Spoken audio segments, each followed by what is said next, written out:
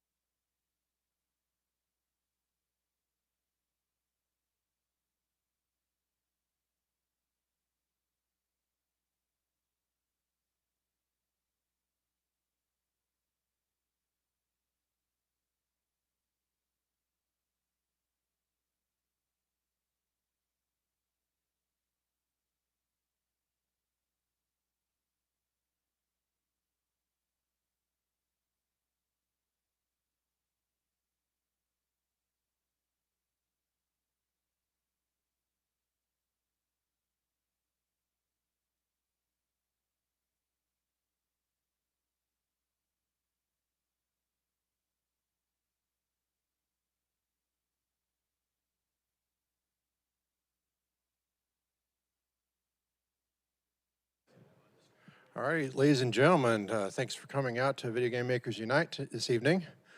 Want to thank everyone for risking their lives and health by being with us today. And yes, you are welcome to laugh if I ever say anything funny, but that may be as good as it gets for this rest of the evening. I'm really out of practice. My name's John Henderson. I'm not the reason you came tonight, but I may be the reason that you came at all.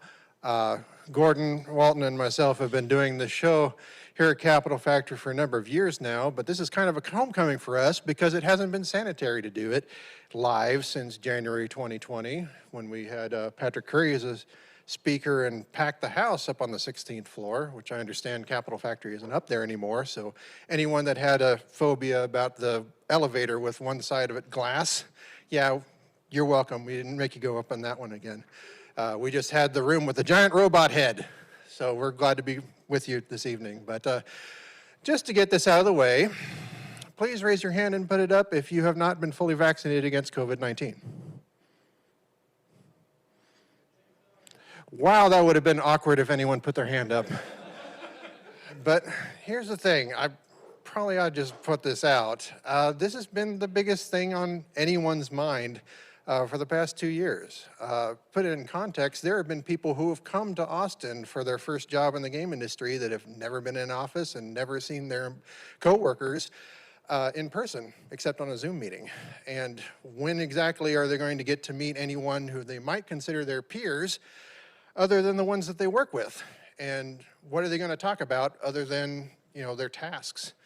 So this is kind of the reason for this show. I mean, We are going to have a speaker. Gordon Walton is going to talk about the past 6 years of his life launching a Kickstarted MMO with a team of less than 40 people, which is quite the story.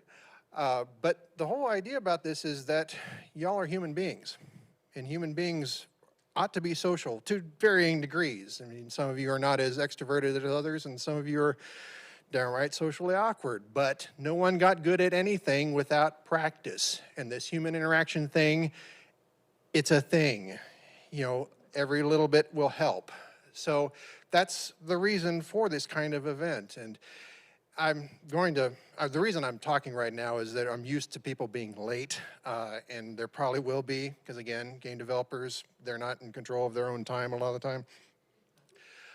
Plus there's an Ethereum event going on the 8th floor, so we may be people wandering in confused about that. And thank you to Vanessa for taking care of us this evening. And how about one big hand for Capital Factory for hosting us this show for the past 5 years.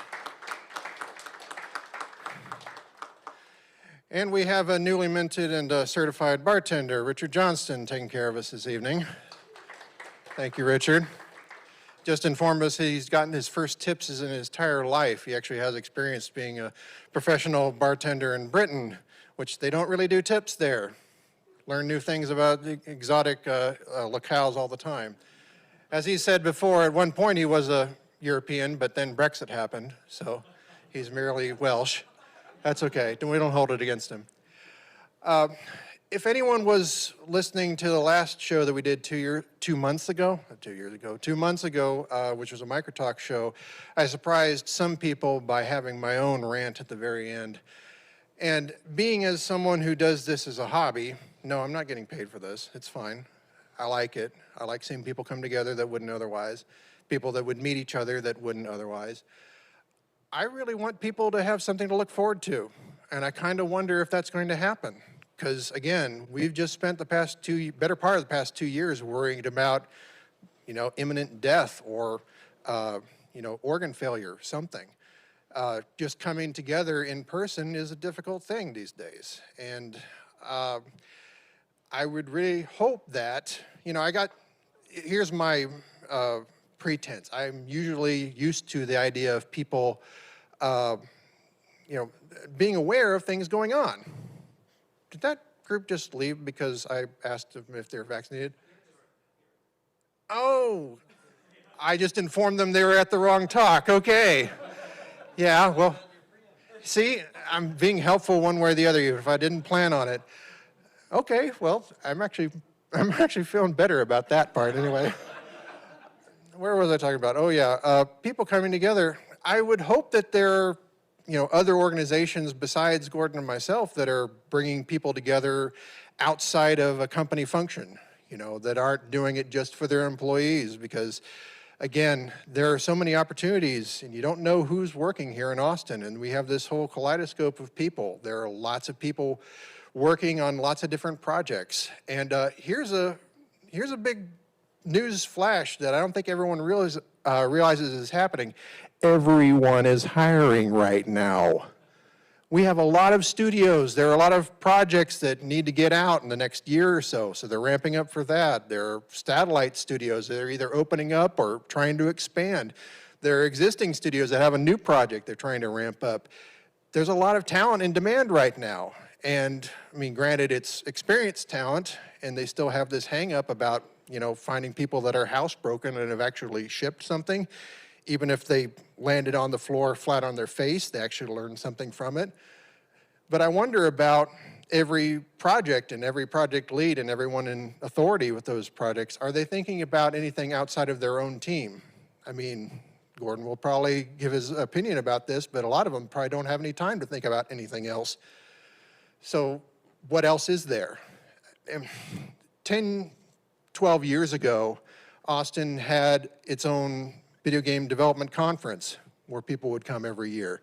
There was also a huge event that's now legendary status up at Richard Garriott's property out in Lake Austin. People would gather together by the hundreds, and that hasn't happened since 2012. I think we're missing out on a lot of stuff, and I'm not saying this is going to be simple to bring back or even if it's going to be recognizable if it ever does. and the fact that there's a pandemic still on that we have to worry about, it's not going to be easy. But hopefully you leave here tonight with the notion that having events like this makes Austin better, makes our lives better, makes our professional connections better. But if we don't take the initiative and make some plans, what else are we going to have? So anyway, that's my piece on that. Hopefully some people agree with me. But we do this other thing, which I call the job haves and the job have-nots. If you would like to raise your hand and announce yourself by name, who is looking for a job? All right, we'll start here. I'll be Geraldo Rivera. My name's Gabby Benninghoff, and I'm a 3D artist looking for work.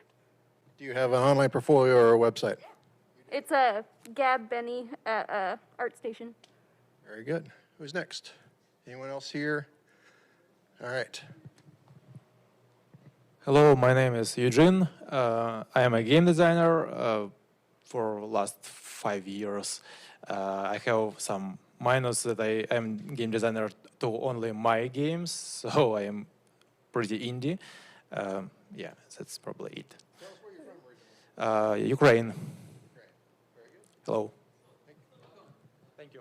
He's been here a while, but he's looking for a job, so very good. Hi everyone, my name is Sam Dutter. I'm also a 3D artist and I do concept art as well. You can find me at samdutter.artstation.com or same name, Sam Dutter, at Twitter as well. Yeah, thank you. Thank you, Sam Dutter.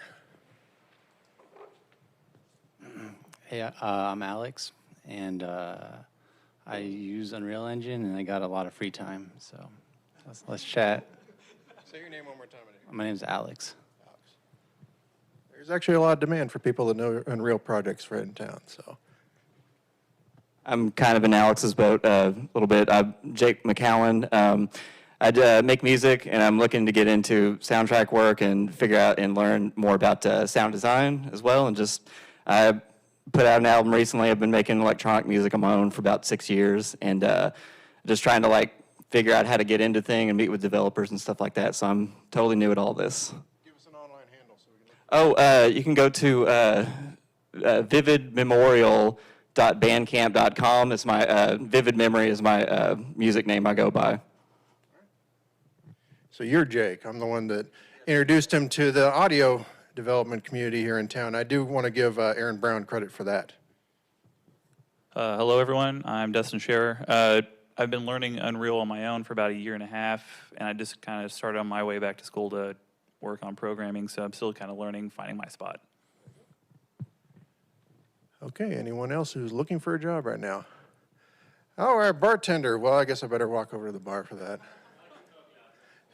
Talk loud, Richard. Right, well, I'm a game director, and I can pretty much take all of your enthusiasm and kickstart a game.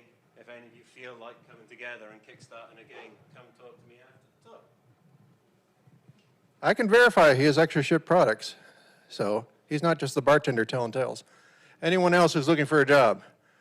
All right, well, we'll turn it to the other side. Who is looking to hire? Anyone representing a company? Sure, why not?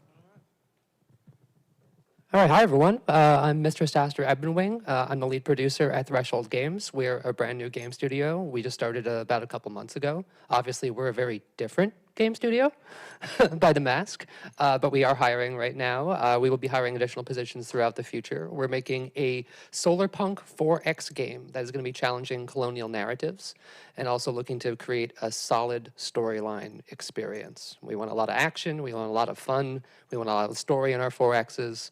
And tactics as well. So it's going to be a really interesting project we're putting together. So if you're interested, please talk to me. If you're more interested in learning more about the company, it's thresholdgames.com.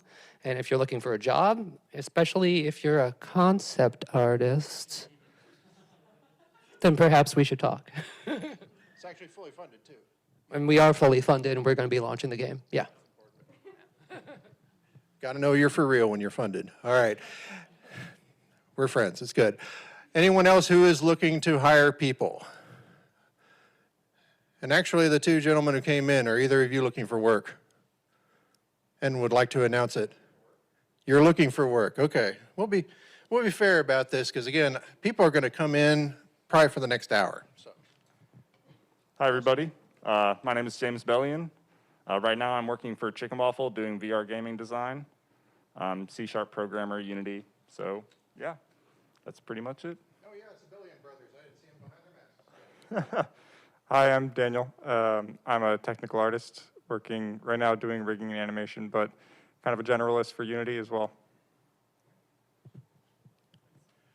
Well, if anyone is looking for jobs in the Austin area or anywhere in particular, I recommend Grackle HQ. Grackle, as in the bird, Grackle, HQ.com. Great site and pulls from lots of different places, not just Austin, but very well run site, and I can't recommend it enough. Okay, well, it's about 7:12. You think I've wasted enough time? All right. I sure appreciate everyone. We're actually going to have a pizza delivery before too long, so you're not starving here. But if you didn't know, the restrooms are around the corner behind the elevator. And I'm going to turn it over to our speaker for the evening. He is a co-founder of Art Craft Entertainment for the past 6 years. 7, goodness gracious. He's been overseeing the development of a game called Crowfall, which just launched last month. Please welcome Gordon Walton.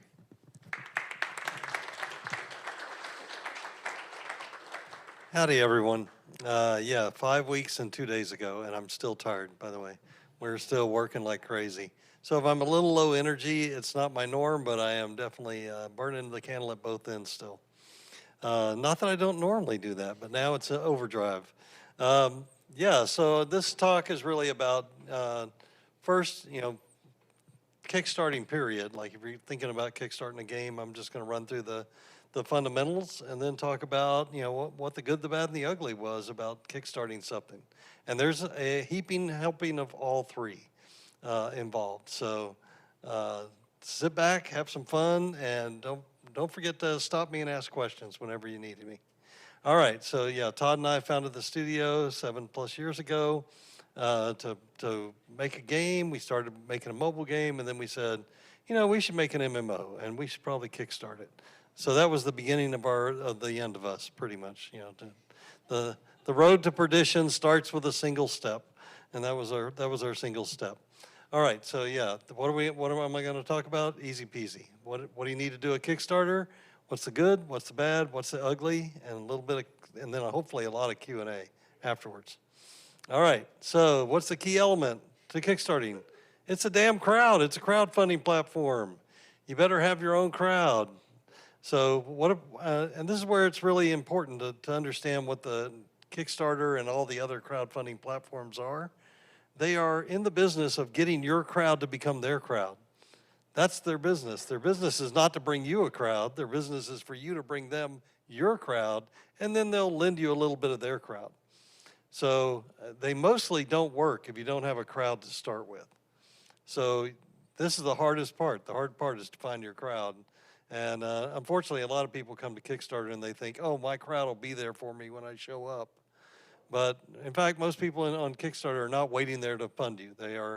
They might see something. Mostly what they see is one of their friends funds you is actually what happens. And then they look at you finally. All right, so what does Kickstarter start with? It starts with super differentiation. You better have a very differentiated project. So if you can buy what you want somewhere else and you don't have to wait for it on Kickstarter, you're going to buy it somewhere else. So you're going to have to start with something that's just a little bit, if not completely crazy. It would be something that no one in their right mind would build for a commercial product. Because otherwise, you could buy it already, right? Somebody would have built it for you. So it's really, really important to think about, how is your product different? And frankly, you need to think about this every time you make a product, not just when you're doing a Kickstarter. You should always think about, why does my product need to exist, right? What makes this different than the last 6 games like it I played? And I mean really different, not just a little bit different. All right, again, so it gets down to, can I buy it? What makes it different? Do I need it, right? A needs things are much better. In the VC world, they often talk about, are you an aspirin or a vitamin? So if you're an aspirin, you got a headache and you need it. You need the aspirin. And VCs love products like that because then there's a need for them. If there's a need, you can definitely sell it. A vitamin is good for you. Most people won't do what's good for them. So, and we're entertainment, so I always think of us as drugs. So, you know, there's always a built-in market for drugs. So, because people may not need it and they may not be good for them, but they definitely want it. So, because it's a love product at some level. All right. So, you know, where do you start to build a crowd? You start with your family and friends. You start trying to find the aggregated groups of people who would want your product or need it, right? Where do they live? What kind of product are you making and who's it for? You may be able to find those people online because now people clump up together online, strangely enough. So if you can find affinity groups for something similar to what you're making, you may be able to round them up. And what do you do with them? You steal them. You steal them from wherever they are, if you can. And that mostly starts with going after the opinion leaders on those sites, if you can. All right. We did a crazy thing. We did a manifesto saying, hey, the whole world's broken, and here's our, you know, we described the problem and then described us as the solution to it, and rounded up some people. Todd and I had the unfair advantage of we could get press at that time, you know, for what we were doing because we both had a history in the gaming business. So that was a super unfair advantage. And people knew our prior work. So we were able to gather people together. It's really difficult nowadays because the press has pretty much stopped covering crowdfunding unless it's already successful. Oh, look, there's a crazy crowdfunding thing. It's going nuts. They'll cover that story. They won't cover, hey, unknown group is doing something interesting here. They, at this point, unless you're doing something really nutty. So always think about how you're going to be nutty enough to get covered because the press really doesn't want to cover you. Really, before you jump into anything, study, figure stuff out, please. Do your homework. I know the passion of the moment, you know, like I'm doing something cool, please, you know, and I know everyone else will think it's cool. Most of these things are ecosystems, right? Like Kickstarter is an ecosystem. And if you study it, you can figure out how it works, you know, how it works better and how it doesn't work better. And that's what we did. We looked at all the successful and unsuccessful Kickstarters in our genre to find out what was working and what was not working before we ever built our Kickstarter. Because we really wanted to say, okay, somewhere there's a list of things that tend to work better and a list of things that tend to not work, and let's not do those and do the things that are working as much as we can with what we're doing. You know, and you really want to craft your story to your audience. Whatever audience you're picking, you need to craft that story to match. And then video. The video is what sells almost all Kickstarters. There is a group of people who read Kickstarters rather than watching the video. It is a small double-digit percentage who don't watch videos but actually read the damn thing. Most people watch the video and within somewhere between 30 seconds and 1 minute, kind of decide if they like you and are going to buy you. Even if you have a 5-minute video or a 10-minute video, it's really that first 30 seconds to a minute is all you really get. So it's emotion that you're going after typically because that's how people make decisions, unfortunately. You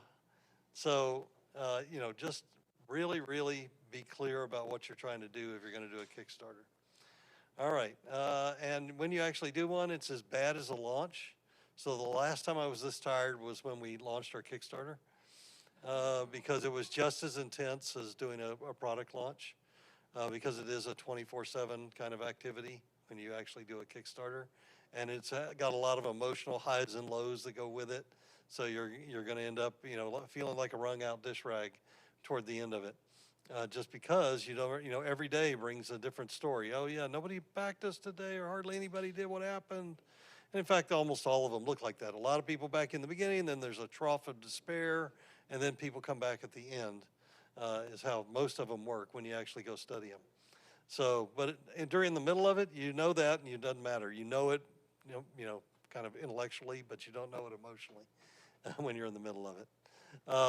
And again, momentum. The reason that you have to have your own crowd is because Kickstarter promotes you based on two things. What your early traction is, like the early traction in the first hours and day of Kickstarter. If they see something spiking, even if it's small, sometimes they'll feature something that's pretty small because the spike is big. So they're looking for, did you bring a crowd, one? And the thing behind the scenes they're looking at is how many of those people, how many new people did you bring to Kickstarter? If you're bringing new people to Kickstarter, Kickstarter likes you for some strange and unusual reason, and they will promote you because they go, oh, these guys are bringing new people to us. We like that. That's good for our business because we know everyone who comes to Kickstarter is going to back 2.3 more projects or whatever their number is, whatever their metric is. They need those people, new people, to come to Kickstarter. So that's why they love you. They don't love you because they love you. They love you because you're making them money. So, and that's the way pretty much the world works. All right. Now, that was just, that's my quick one. If you guys really are ever thinking about doing a Kickstarter, there's probably like 5 videos of me going like 10 times deeper on all that on the internet that you can go look at. And all I'm telling you is don't do it. But you'll do it anyway. And so if you're going to do it, you might as well be super well armed and learn as much as you can from me and anybody else who's actually done one of these things. And again, all my information's way out of date now. The ecosystem is different today.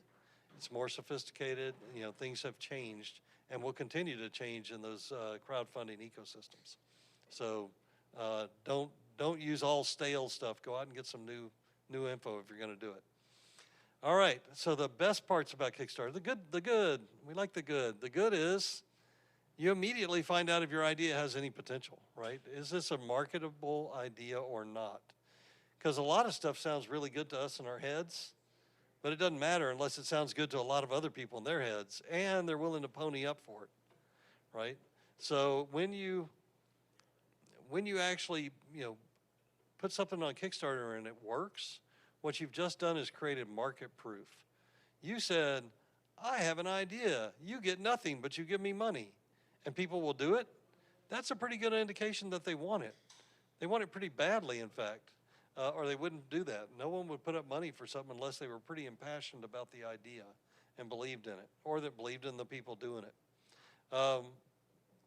And again, one of the good things about this, you would find out it very early. What if you think, hey, this is the best game idea since sliced bread. It's so awesome. And you throw it up there and you find out nobody wants it. It's better to find that out in the beginning than a year or 2 or 3 in and a whole bunch of money and all your life savings and everyone you ever knew who gave you money, right? So it's really better to try to figure that out early and often. And also the last thing that's really important is you actually get to build relationships with your crowd. So early, and particularly the true believers in your crowd, right? The ones who really, really believe in what you're doing. So those hardcore kind of mavens or, people who will promote the idea for you, having those people and be in relationship with those people is really important if you want to get something moving. So it's really, all these are the good things about Kickstarter in my mind that we really got a lot of benefit out of. And also that these guys then act as an ongoing focus group for you. They are your sounding board for whether or not what you're doing continues to resonate. What you said in the beginning, is it still the same 2 years later? Are they still on board? Are they going to come with you still? Have their taste evolved, or have you gone off track, right? You're building the product and you're going, well, yeah, I said that, but we really should go over here, right? A little bit different. So you'll find out really quickly whether they like that or they don't like that.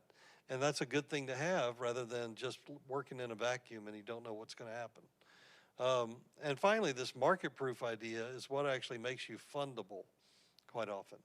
If you can say, oh, look, I went out and gathered X number of customers, it's pretty rare for any Kickstarter to get more than 5% of what the potential customer base. Most of the time, it's even less than that you could get on Kickstarter, because most people won't put up money way in advance for anything, right? Why would I?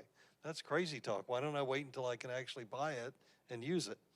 So people that Kickstarter are super rare. And so that means that if you can get X number of people to do it, you kind of can market size what you're going to end up with later. And people who fund businesses go, oh, we like to understand whether or not there's any proof of a market before you build a product. And that helped us get funding for sure, because we showed that we could actually get funding from people way before there was a product. So that was really helpful. All those are super good parts. Now, let's get into the fun part, the bad parts. Okay, so every yin has a yang, as most of you know. So working with an audience is really, really a lot of energy. You have to literally have somebody who's their job to do that.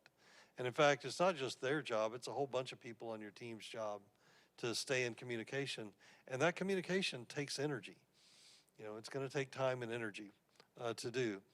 And you've got to keep them engaged, right? So it's not just that you're talking to them, you have to talk to them about stuff that they're interested in, right? And you have to meter out that information over time so you don't go into a dark period or suddenly, overexpose them to a bunch of stuff and then go dark for a while.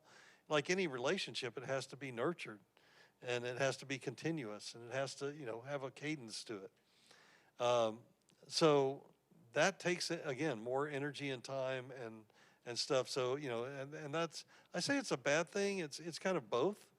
But the truth is that if you're not factoring that cost in, now you're feeling like, oh, I could get the product done sooner if I didn't have to do this stuff. And you're right, you could if you didn't have to do that. But they were the people who probably enabled you to make the product in the first place, which is the yin and that yang.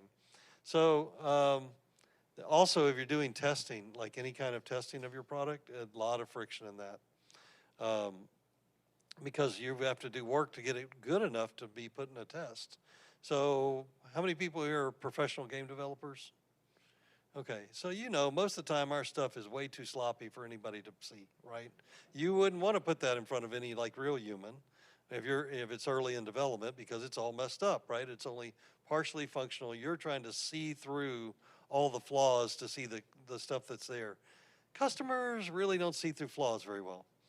They really don't. They really want to have a really good meal. They do not want to say, well, this part's a little uncooked, this part's not edible at all, this part, why did you even put that with this meal? That doesn't belong with it, right?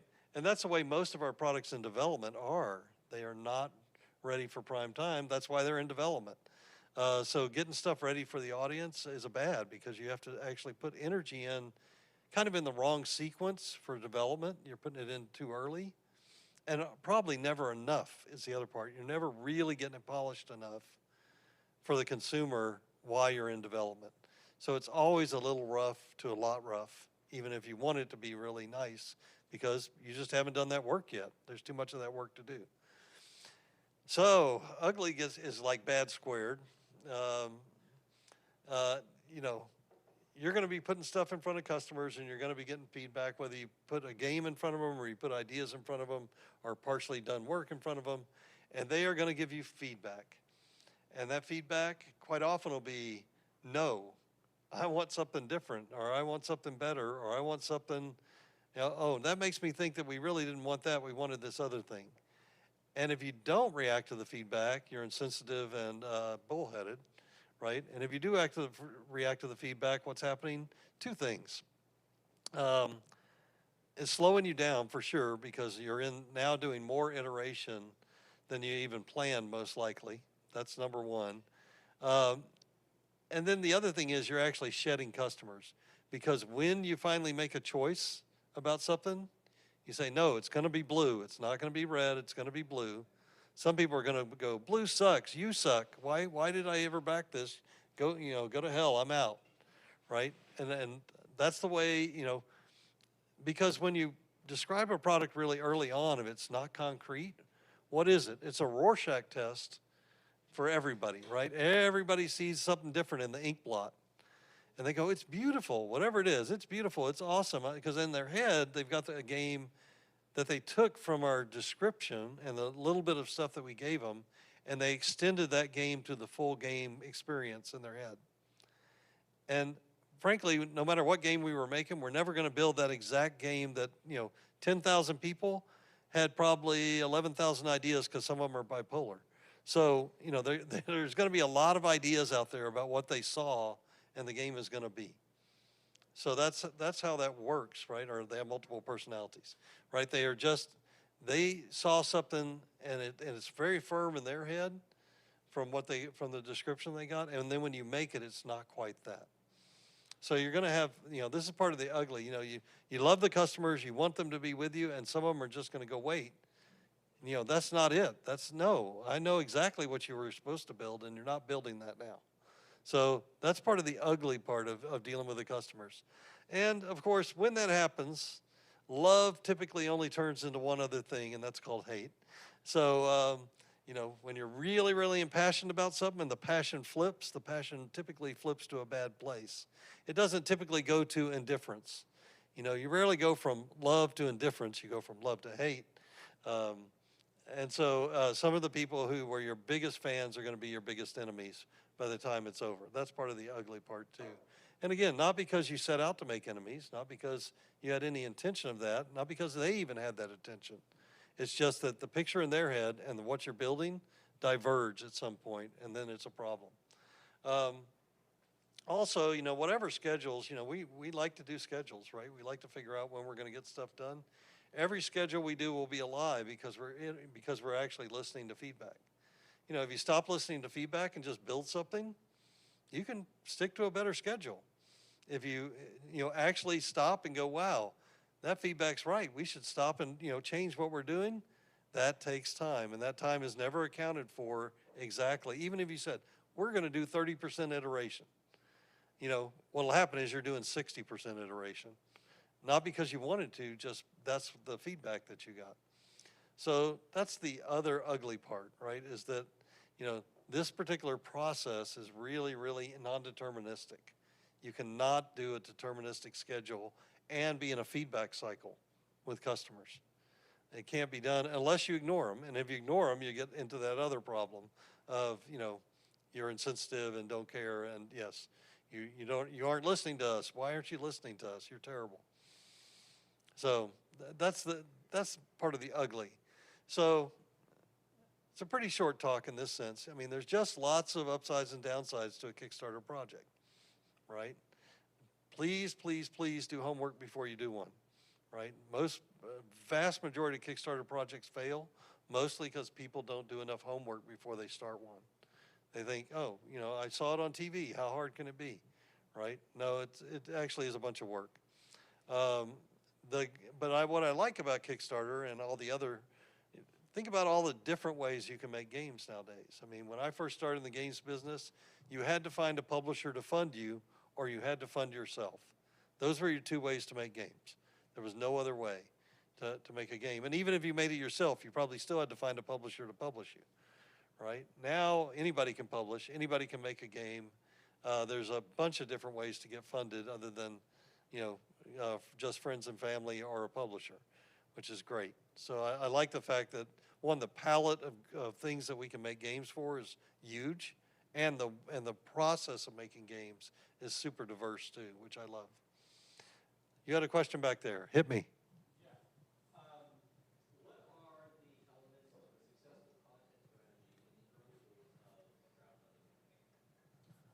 So a successful content strategy, the number one thing when you're actually doing a Kickstarter is having a content calendar and figuring out what you're going to be telling that audience every day, both leading up to and in the Kickstarter. You need to have an idea about how you're going to run the campaign. The cadence of information release is really, really important because you're kind of telling an extended story to the people who are following you, and it also has to work for the person who shows up on day 3 or day 28, right? They have to be able to show up and kind of pick up on the story where it's at that you're trying to tell, because you are trying to tell a story. You're trying to lay out a reason for them to get excited about what you're doing and to buy into it. So content meaning, like our thing, we had a series of, pictures and video clips and everything else that we wanted to drop on particular days. And I'll tell you, we ran dry earlier than we thought because we needed more content than we had for. So we were like scrambling every day to make a little bit more, lay a little track in front of the train before it started rolling forward every day to try to make sure that we had something to talk about almost every day, because we burned through the content faster than we anticipated. And that was after thinking that we really had our stuff together. Yes, sir. As a follow-up on that content, how do you prioritize what type of content to show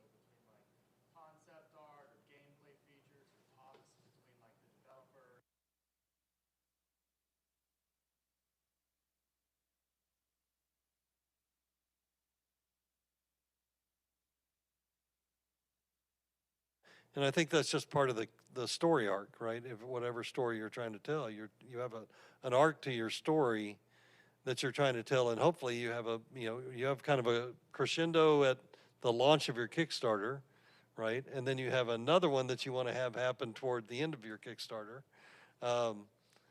So you're trying to tell, you want most of your reveal to come at the launch of the Kickstarter, because that's when you actually need the most people to show up.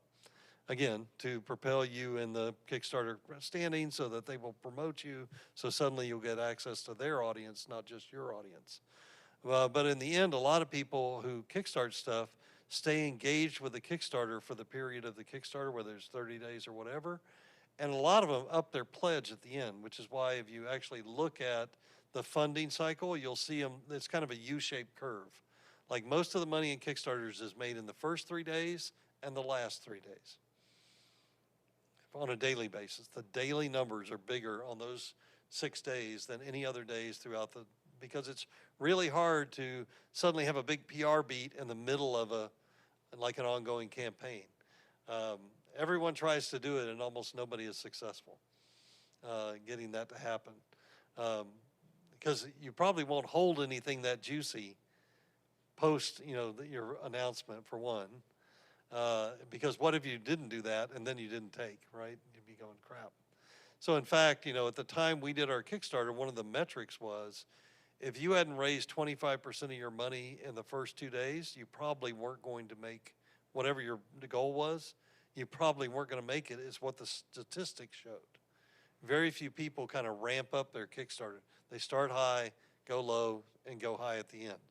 And if you'd made 40% of your money in the first 3 days, you probably were going to make it. This was the other metric that we figured out from staring at the numbers. Those numbers, again, may be different today. Don't take any of my numbers for real, because I haven't gone back and done the current research. Yes, ma'am.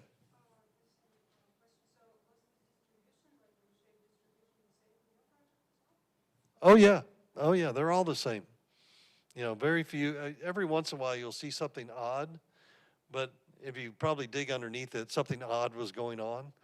Something unusual was going on, but almost all, when you look at particularly the successful projects, the curve is almost, the magnitude of the curve might be different, but the shape of the curve is very, very similar every time, at least back when we were doing it. Again, maybe something new is happening out there that I'm not aware of.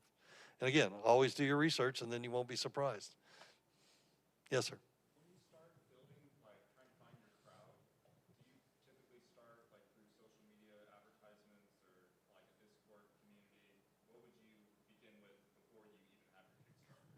Well, how do you find your crowd? Well, it's really depending on what you're making, right? So typically what you're making has some analog or some synthesis of analogs. I'm making a 3D shooter with a XYZ, right? So now you've got two analogs that you can go, okay, I'm looking, I know people who do 3D shooters will like me, and I know people who like this other thing will like me, maybe. Right? How do I go find those communities and start to drum up support for my idea early to get them talking to me and in a place or in a way where I can reach them? Because if you can't reach them, how are you going to tell them about your Kickstarter eventually? Right? And you may not even be reaching them initially to go, hey, I'm going to do a Kickstarter. What you're doing is to get them enrolled in your idea, whatever it is. Hey, I've got this idea about doing this thing. What do you may not even say that. You may say, hey, I have this idea. What do you think about this idea? And of course, a lot of ideas get shot down, and there's a million naysayers out there. But if you can get any traction with any of them, right, then you may go, I got something going on here. And now, maybe I need to make a website and, have our Discord and go, hey, I've got a Discord to talk about this thing and start aggregating people there to talk about that thing, right? That type of thing. So that's the whole thing, is to have a crowd that you can actually reach without spending advertising money on it. Because in fact, we thought, maybe our average pledge was pretty high, right? We were, it was a high dollar number. So we went, hey, maybe I can spend that much money to get one of those people. And the truth is, you cannot spend that money to get one of those people. Crowdfunding people are super rare. They're super rare. So what you need, finding passionate people like that is something that you're better off doing ahead of time rather than trying to buy. Because most people won't crowdfund anything. They might come read your thing, but they're not going to give you money ahead of time. Yes, sir. Well, again, we were cheating, right? And when in doubt, what do all gamers know? When in doubt, cheat. If you want to win. So, I mean, we literally, our cheat was, again, we had names, that where we could get people to listen to what we were talking about. We had access to the press at a time when you could get press for that. And so we did something, we just basically did a manifesto that said that, the market we were in were broken and we were going to do something to fix it. And we managed to create some controversy and, gather 50,000 emails, in the space of 60 days by talking about what we were going to do. We played a little game with them where we said, hey, we're going to talk about what we're going to do. And we did a, kind of, hey, we're going to tell you little parts and pieces of it, and you have to guess where we're going to end up at here. Playing a game with people who mostly knew us, right? They knew either one or both of us from our prior work. And so we had a built-in cheat to build a crowd. And in fact, we wouldn't have been able to do the Kickstarter without it. Without that, we wouldn't have been able to do one. Yes, sir.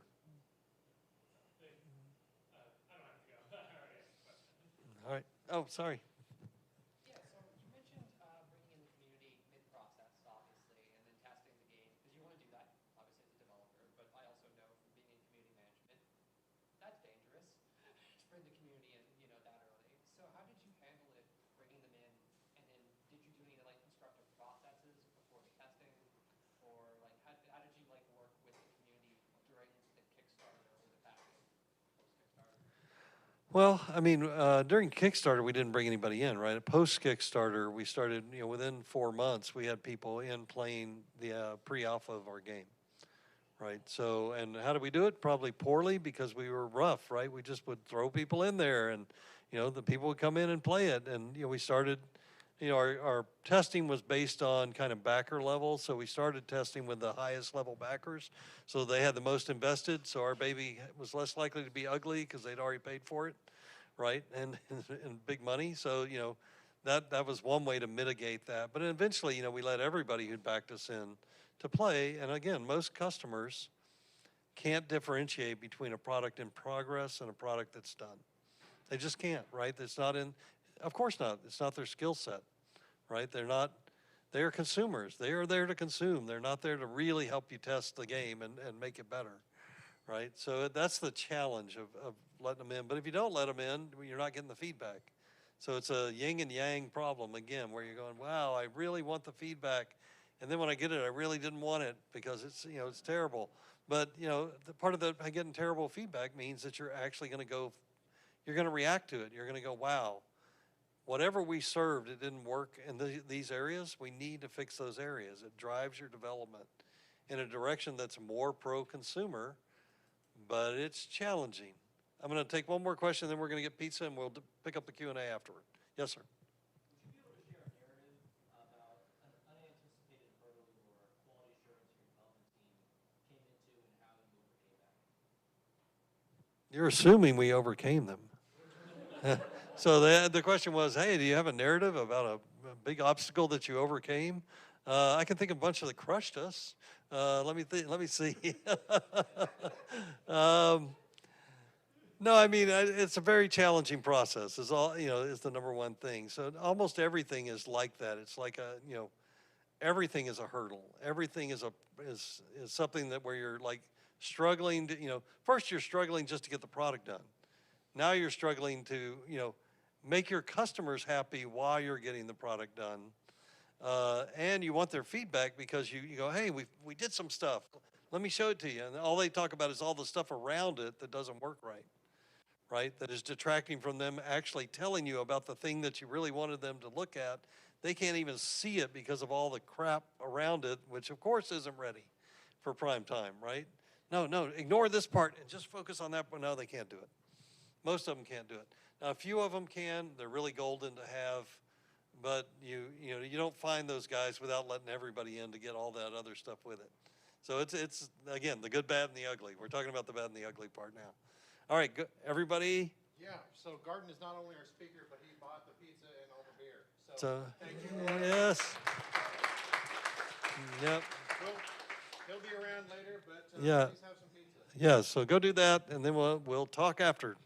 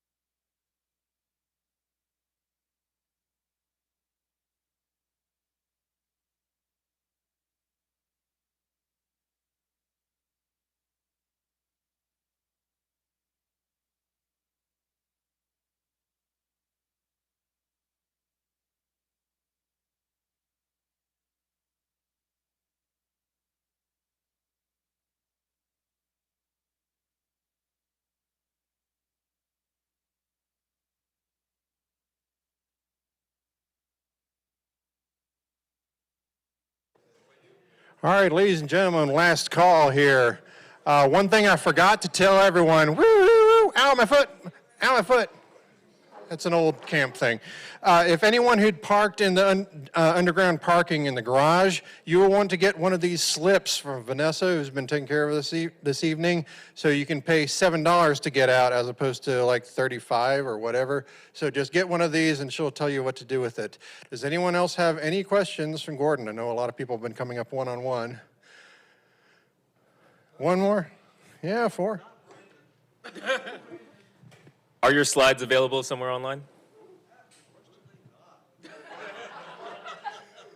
It might be a good idea. If you email me, I will send you the slides. There you go. And I think I have my email up here. So there you go. You got an email. Okay, so everyone take a screenshot of Gordon's email.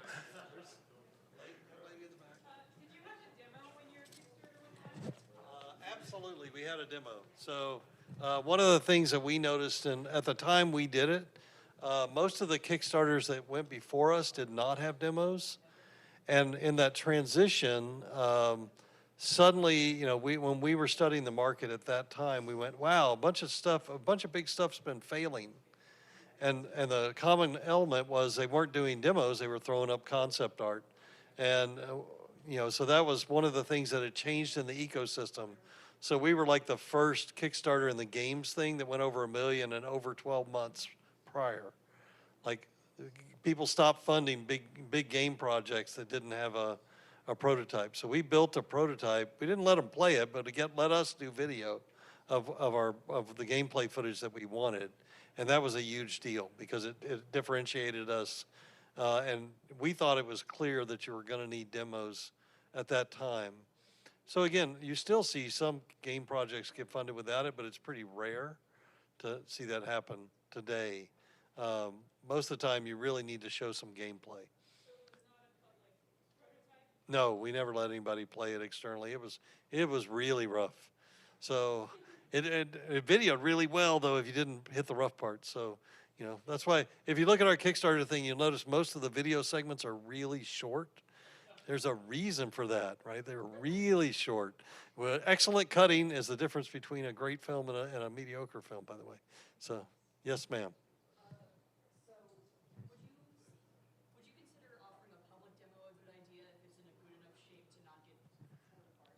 So my opinion is the best way to use Kickstarter is to use it as a launch vehicle, literally. So you say, hey, coming back my thing, and when the Kickstarter's over, I'm letting you into the game. That would be the ideal way to use Kickstarter, because then you know, people, deferred gratification is not people's best trick.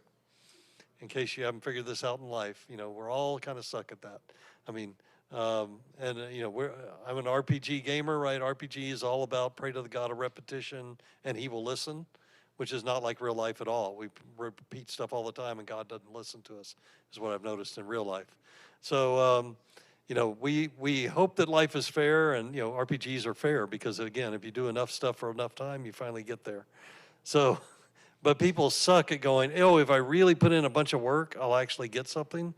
You know, they really want it now. Oh, I want it now. I want ice cream. I want it now. I don't want to milk the cow and find some ice and do all this other stuff, right? I want the ice cream right now.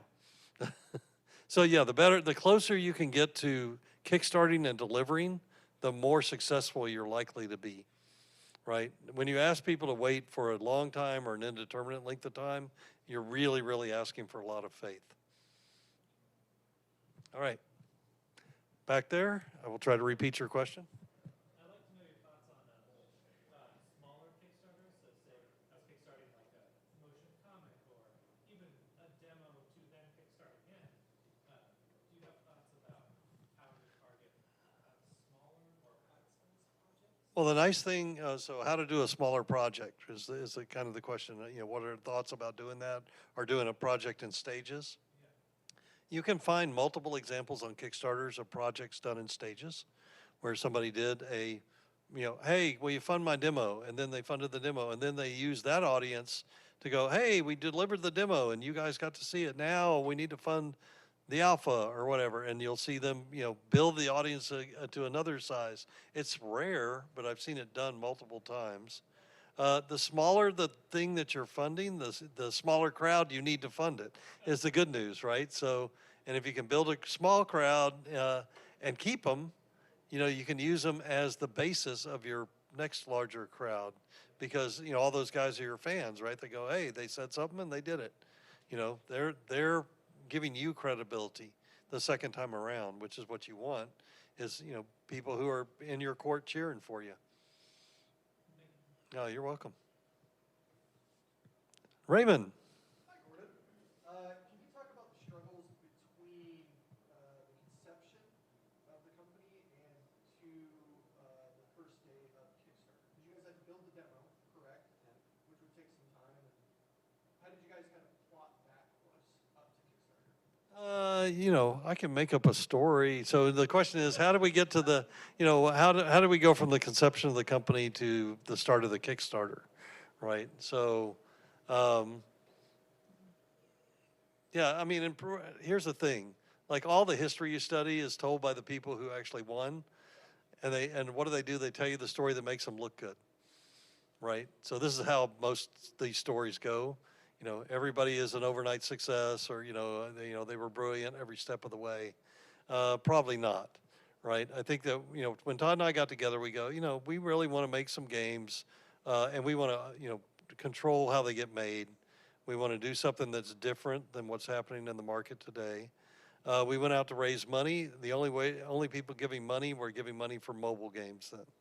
There was no money in the market for MMOs. None. And of course, we're like MMO guys. We know how to make MMOs. That's what we do. So we hooked up with a company that led our round, and they said, okay, and we went and we made a mobile game. And of course, we're MMO guys. We probably suck at making mobile games. We did make a decent mobile game, and but every month that we were making that mobile game, it was getting more and more expensive to market mobile games. And like every month we're building it, and every month we're looking at the advertising cost to advertise for mobile is going up by a significant amount every month while we're still building, right? It's too early for us to do any advertising, right? And we're going, crap.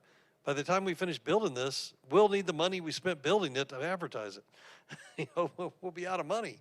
And we did build it, and we go, wow, and we did a little bit of testing, and at that point, so many people were building mobile games, and every company out there said, we're not funding any mobile games. We're just waiting for mobile games that have good numbers. When they have a good number, then we'll publish you, because there's no risk to us. We'll take all the money. You'll get a little bit, and, publisher wins again.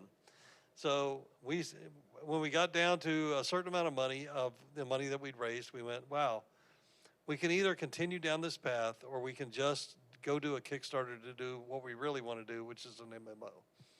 So we gambled all the money that we had left, and literally the Kickstarter finished and we got our money right after we'd spent the last money we had. So that's the real story, is that we literally went down to $0 and before we got our Kickstarter money. So it was that kind of gamble, right? We gambled the whole company on it to get that done. And that was the deal, right? And we happened to win that gamble, which is awesome, but it could have gone the other way too. Always. You never know. And our business is all about huge risk taking and kind of mediocre returns, frankly. So, that's why VCs for the longest time have never funded games. Now there are some VCs that fund games because they've kind of figured it out. Mostly because the returns got a little better, but typically the game business was a high-risk, medium-return business, right? Which is not what you want. If you're going to be in the high-risk business, you want to be in the super high-return business. And only now have games gotten to the point where they do unicorns, right? You can do billion-dollar exits. There weren't any games with billion-dollar exits even, 7 years ago. Really, really. So now suddenly that there is the opportunity for super high exits, now you see some VCs dabbling in games, and some of them even specializing in it. Yes, ma'am. How soon after you guys got your successful Kickstarter campaign did you guys start getting actual outside investors? We had an investor before we did our Kickstarter, right? We'd have never been able to do a Kickstarter without having enough capital to build the prototype. You know, that was several $100,000 to build a prototype of an MMO, which sounds like a lot of money, but it's actually a drop in the bucket of what it takes to build one of these things. You know, and that's because people are involved. People cost money. I don't know why. Why don't you guys work for me for never mind. All right. So, see, you're laughing about it. I don't think so. Yes, sir.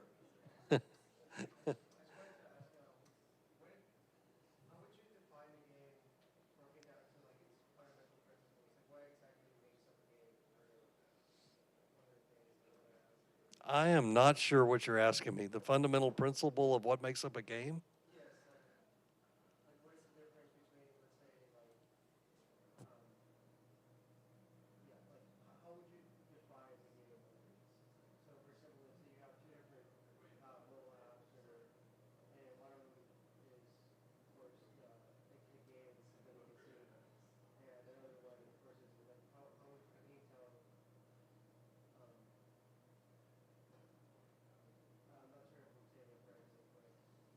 Well, I'm not a game designer, right?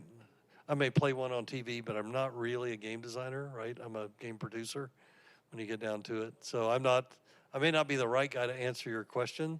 You know, I mean, when I think about what is a game is something that entertains people, right? Engages them interactively somehow. You know, that they do it and, you know, that they get engrossed in whatever it is and they're getting some endorphins out of that process. And if they're doing that, then it's working as a game. And, you know, some games can frustrate you. You know, some games are, you know, if you throw the controller across the room, it engaged you. It got you going, right? It created an emotion in your head, right? So when I think about games, I think about how am I emotionally engaging the customer. That's how I think about gaming is, you know, how are we emotionally engaging customers with everything that we put in front of them?